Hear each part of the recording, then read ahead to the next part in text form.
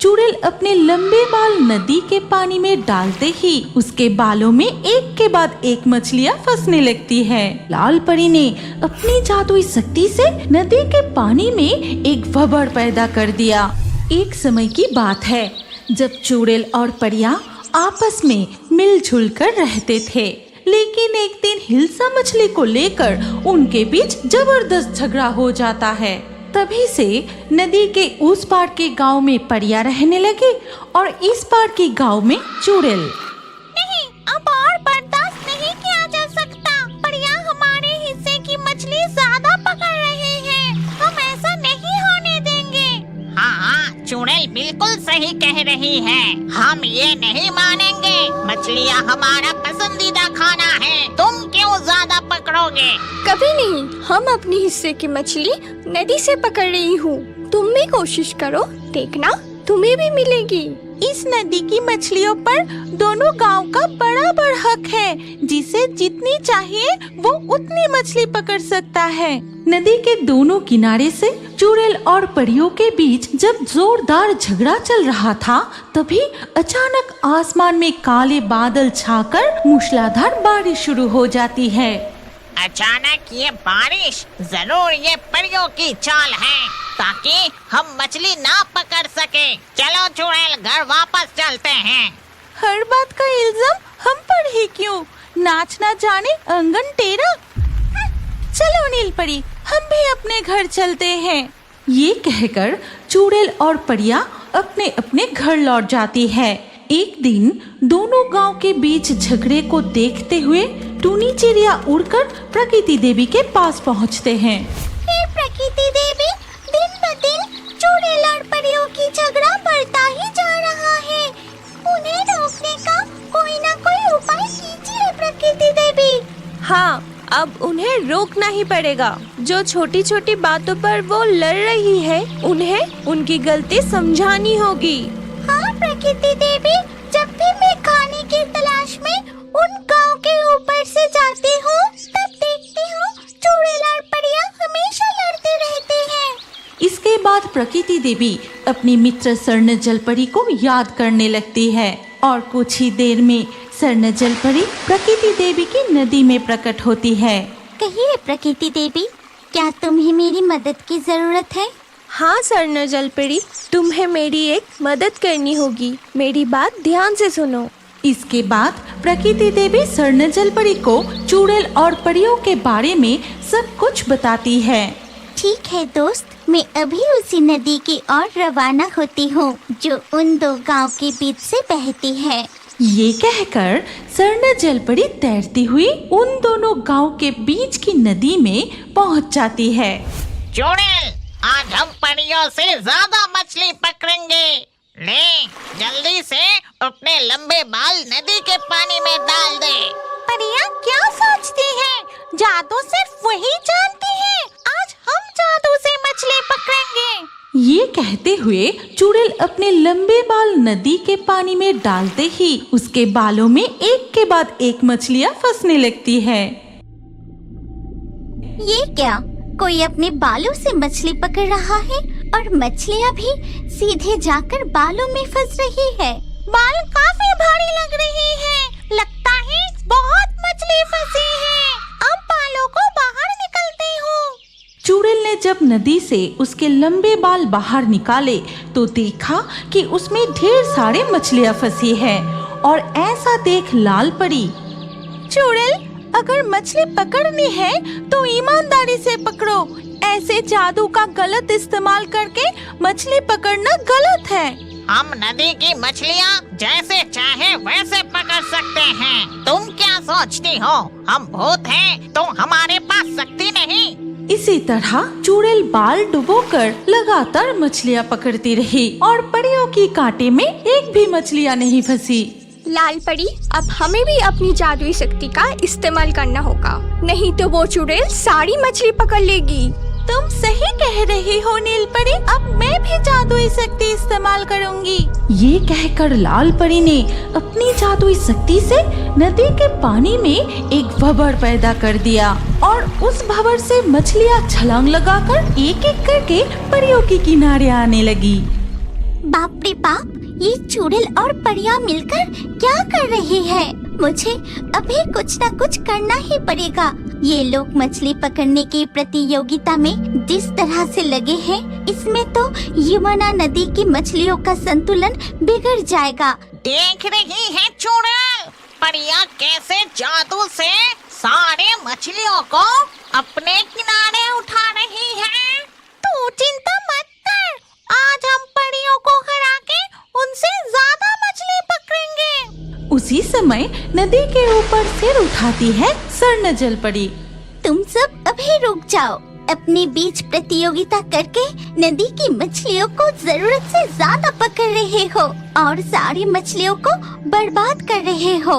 ये सुनकर चुड़ैल और परियां मछली पकड़ना रोक देती है। फिर चुड़ैल कहती है, हम क्यों मछली पकड़ना रोक दें?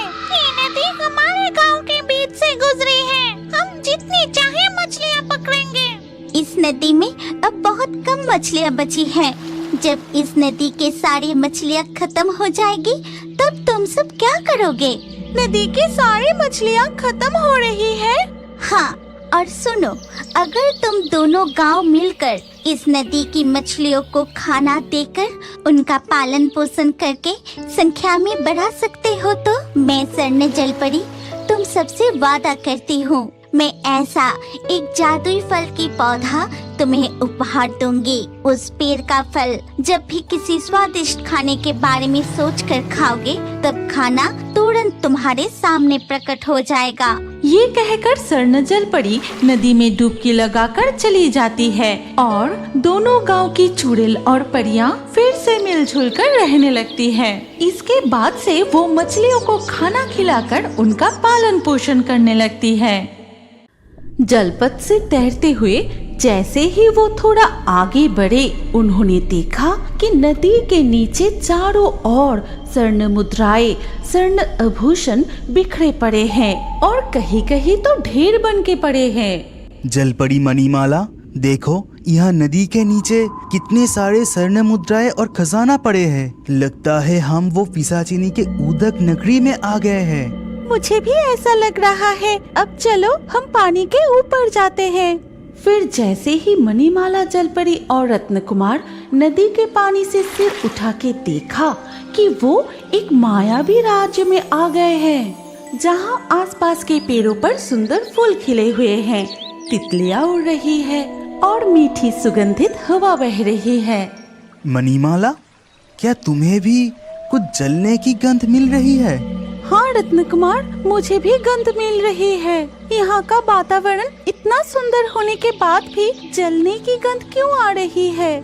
चलो हम थोड़ा और आगे जाकर देखते हैं। वो फिर से पानी में डुबकी लगा के थोड़ा और आगे जाके देखा।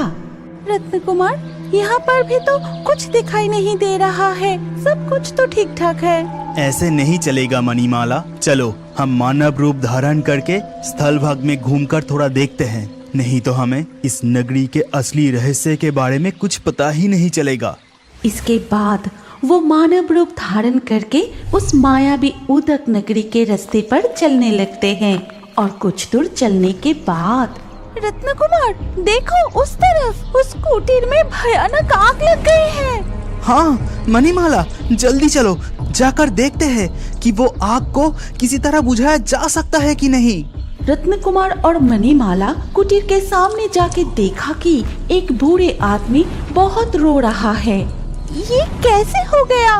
ये कुटीर क्या आपका है? कुटीर में आग कैसे लगी? कौन हो तुम लोग? इस नगरी में तो पहले कभी नहीं देखा। मेरे पहचान, इस उदक नगरी का राजपुरोहित हूँ। इस नगरी के प्रवेश द्वार पर जो खड़ी है, वही हमें इस नगरी को बचाने के लिए यहाँ भेजा है। अच्छा, अब मैं समझा। अगर ऐसा है तो तुम्हें सब कुछ बताने में मुझे कोई आपत्ति नहीं। आज से 7 साल पहले ये नगरी बहुत ही समृद्धशाली थी, लेकिन जिस दिन पद्म कुमारी यानी राजकुमारी का जन्म हुआ, पंडित जी मैं और धैर्य नहीं रख पा रहा हूँ कि आपकी गणना पूरी हुई। महाराज, बस कुछ ही समय में आपका संतान इस दुनिया में आने वाला है। लेकिन मेरी गणना के अनुसार जन्म लेने के साथ साथ इस नगरी पर एक काले साया का नजर पड़ेगा। ये आप क्या बोल रहे हैं राजपुरोहित? इतने सालों बाद मैं अब पिता बनने वाला हूँ और आप? हाँ महाराज, जो मैं कह रहा हूँ वो सत्य है। मेरी गणना कभी गलत नहीं होती। तभी एक दासी नवजात कन्या को लेकर महाराज के सामने आती है। महाराज, महाराज देखिए, ये क्या अनर्थ हो गई। हमारी महारानी ये अनोखी संतान की जन्म दी है। ये देख हम सभी हैरान हैं। दिखा जाता है दासी के हाथ में जो संतान है उसका आधा हिस्सा मनुष्यों की तरह और आधा हिस्सा मछली की पूंछ जैसा। ये क्या हो गया? मेरा है ऐसा संतान, अब मैं क्या करूंगा पुरोहित? ये संतान आम संतान नहीं है। दासी, उसे मुझे दो। अब तुम यहाँ से जाओ। दासी उस संतान को राजपुरोहित की गोद में दे देती है। फिर वो वहाँ से चली जाती है। महाराज, कुछ अनर्थ होने वाला है, इसका भविष्यवाणी तो मैंने की थी, लेकिन महारानी के गर्भ से ऐसी संतान का जन्म होगा ये मैंने भी नहीं सोचा था। महाराज, इसे त्याग करने में ही भलाई है। नहीं, कभी नहीं। मेरा संतान उदक नगरी की राजकुमारी है। मेरे महल के पीछे मैं अपनी कन्या पद्म कुमारी को छुपा के रखूंगा और ये बात पूरी तरह से गुप्त रहनी चाहिए। इस महल के बाहर किसी को भी पता नहीं चलना चाहिए और इसका जिम्मेदारी मैं आपको देता हूँ राजपुरोहित। इसके बाद धीरे धीरे कमल कुमारी राजा की कमल की तालाब में बड़ी होने लगती है और इस तरह सालों बीत जाता है। पिताजी, आप आ गए। मैं कब से आपका इंतजार कर रही थी। हाँ बेटी कोमल, मैं जानता हूँ कि तुम मेरा इंतजार करती हो, लेकिन छिपकर यहाँ आना पड़ता है, इसलिए थोड़ी देर हो जाती है। पिताजी, आज राज्य का हालचाल क्या है और राजकन्या सब ठीक ठाक से चल रहा है ना? हाँ बेटी, तुम्हारे जन्म के बाद से ये राज्य और भी समृद्धशाली बन गया, फिर भी मेरा दुख खत्म नहीं होता। तुम इस राज्य के लिए इतनी चिंता करती हो, फिर भी तुम्हारे असली परिचय किसी को बता नहीं सकता। अच्छा पिताजी, माँ को क्या अब भी मेरे बारे में कुछ पता नहीं है? मुझे उनकी बहुत याद आती है। तुम्हें तो सब कुछ पता ही है बेटी, तुम अब बड़ी हो गई हो, फिर भी तुम कभी कभी ऐसे सवाल करती हो जिनका उत्तर मैं नहीं दे पाता। बेटी पद्म कुमारी, आप मुझे जाना होगा, तुम आराम करो। महाराज उस दिन मेरे कोई बात नहीं मानी। उन्होंने पद्म कुमारी को महल के पीछे एक तालाब में छुपा के रखा। फिर ऐसे ही दिन बीतता रहा। जिस दिन पद्म कुमारी की उम्र 7 साल हुई, उस दिन सुबह अचानक राजा विप्रकांत, राजा विप्रकांत, अभी तू मेरे सामने आ।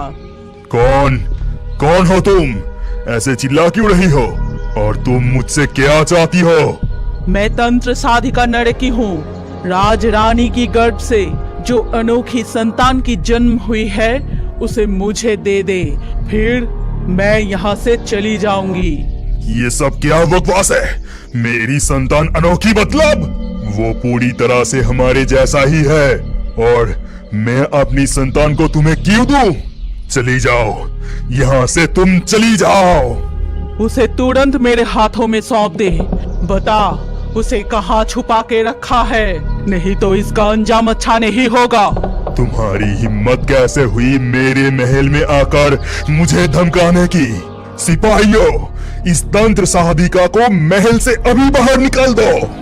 उस दिन सिपाहियों ने उस तंत्र साधिका को महल से निकाल दिया था। फिर वो तंत्र साधिका गुस्से में उसकी गुफा में लौट जाती है।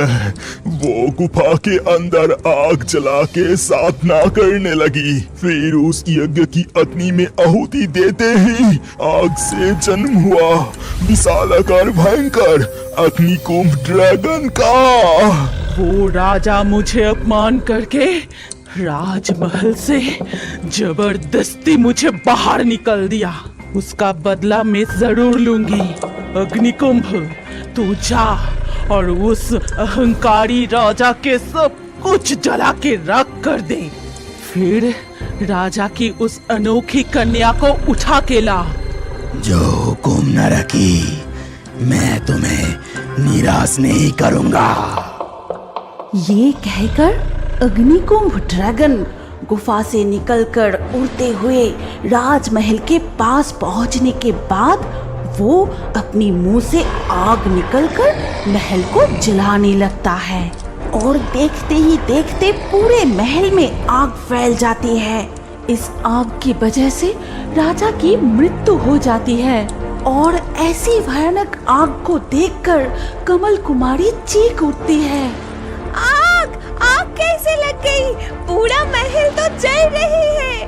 नहीं नहीं नहीं, पिताजी, माताजी। कमल कुमारी की चीख सुनकर अग्निकुंभ ड्रैगन की नजर उस तालाब पर पड़ती है। मुझे मिल गया, ये लड़की जरूर राजा की वो अनोखी बेटी है।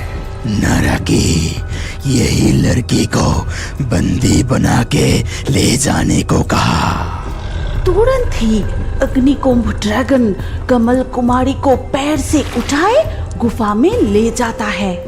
ये लो नरकी, राजा की वो अनोखी बेटी। राजा ने इसे कमल की तालाब में छुपा कर रखा था, लेकिन फिर भी वो मेरे नजरों से नहीं बचा पाए। वो मिल गया, उसे ढूंढ लिया। अब राजा क्या करेगा? कैसे बचाएगा अपनी बेटी को? आज से ये लड़की मेरी साधना का उपचारी बनेगी। राजा तो अब इसे नहीं बचा पाएगा, क्योंकि मैं राजा को मार डाला। तू तो बहुत अच्छा काम किया अग्निकुंभ। जाकर उसे गुफा के सामने उस जलाशय में छोड़ दे। तब से पंथ कुमारी उस तंत्र साधिका के कब्जे में है और अग्निकुंभ ड्रैगन इस उदक नगरी में आतंक मचा के रखा है। हर दिन वो किसी न किसी का घर जला रहा है। समझी, लेकिन रानी माँ, उनका क्या हुआ? क्या उन्हें कमल कुमारी के बारे में पता चला था? हाँ, रानी माँ को उसकी बेटी के बारे में पता चल गया था, इसीलिए ही तो वो आज। इसके बाद राजपुरोहित मणिमाला, जलपरी और रत्नकुमार को रानी माँ के रहस्य के बारे में बताने लगते हैं। कैसे रानी माँ का पिशाचिनी जैसी दशा हुई और क्यों वो आज भी उस गुफा के दरवाजे पर पहरा दे रही है, यही उन्हें बताने लगे। आज के लाकी ड्रॉ में चुने गए सर्वश्रेष्ठ कमेंट्स और दर्शकों के नाम हैं प्रीति, तन्वी, जयती, पुष्पा, कुसुम, पंकज, जीमल, जीसन, राजदीप, प्रीति, जुबेर, शांति, कुहू, सुनीता, सागर। आपका नाम और सबसे बेहतरीन कमेंट्स भी अगले वीडियो में हो सकते हैं, इसीलिए अभी हमारे चैनल जलपरी कार्टून को सब्सक्राइब करें और स्क्रीन के ऊपर आए इस वीडियो को क्लिक करके अगला वीडियो जरूर देखिए। अपना नाम अगले वीडियो के कमेंट में जरूर लिखिए। सोच क्या रहे हो, जल्दी क्लिक करके वीडियो को देखिए।